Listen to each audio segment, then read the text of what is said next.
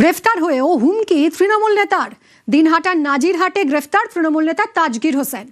21-এর vote পরবর্তী অশান্তির অভিযোগে গ্রেফতার গ্রাম পঞ্চায়েত সদস্য তাজগীর। গ্রেফতার হওয়ার পর নেতার হুমকি, পরিবর্তন হবে, সেদিন হবে হিসেব।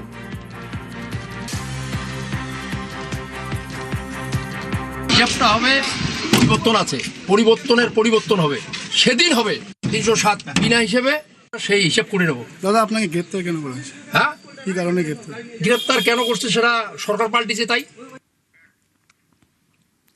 তারকেশ্বরে ভোট পরবর্তী হিংসা, বিজেপি মণ্ডল সভাপতিকে বেধড়ক মারধরের অভিযোগে ধৃত তৃণমূল নেতার ছেলে।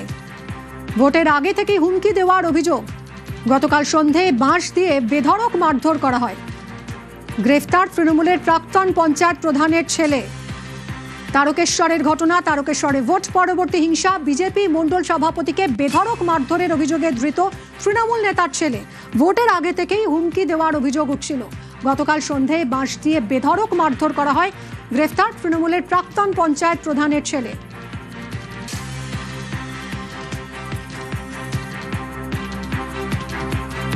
আমি বাড়ি থেকে আসছিলাম, জিজ্ঞেস করলাম, আমি বলছি আমরা বিজেপি করি, ভালো তোরা তবু তো থাকতে পারলি, বাড়িতে বম ফেলেছিলিস আগে বলতে গালাগালি আরম্ভ করে দিয়েছে। প্রধানের ছেলে ছিল, আমার বিজেপি করি, এইটি অপরাধ ওদের কাছে, সেই কারণেই মার।